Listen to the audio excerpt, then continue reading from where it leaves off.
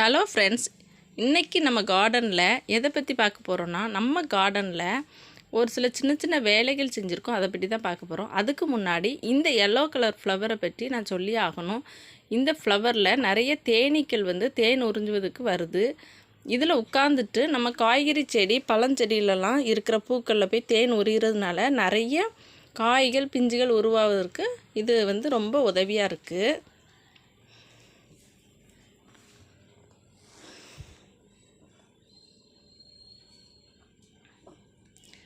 இப்போ நம்ம கார்டனில் இருக்கிற இந்த கொத்தவரக்காய் செடியில் இருக்கிற காய்களை நம்ம கொஞ்சம் அறுத்துக்கலாம்.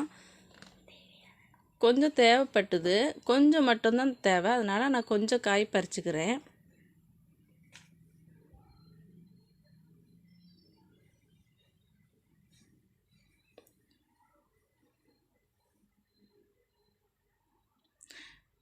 நமக்கு தேவையான காய்களை மட்டும் நான் கட் பண்ணி எடுத்துக்கிட்டேன்.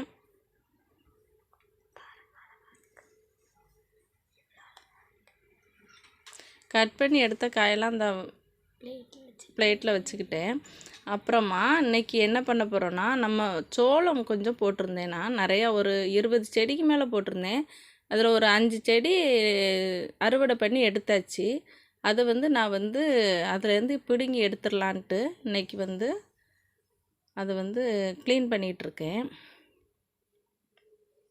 பாருங்கள் எவ்வளோ வேர் இருக்குது பாருங்கள் இந்த செடியில். இதை பிடுங்கிறதுக்கு ரொம்ப கஷ்டமாக இருந்துச்சு. நல்லா காய்ச்சி இருந்துச்சு. அந்த சோளம் நல்லா பெருசாக சூப்பராக வந்திருந்து.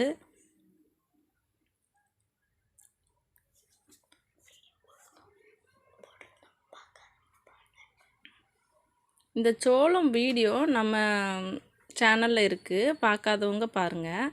சூப்பர் டேஸ்ட்டாக இருந்துச்சு. நீங்களும் உங்கள் கார்டனில் இந்த சோளம் விதைச்சி பாருங்கள். சூப்பராக அறுவடை கொடுக்கும், நல்ல டேஸ்ட்டாக இருக்கும். இதோட வீடியோவை முடிச்சுக்கிறேன். பாய்.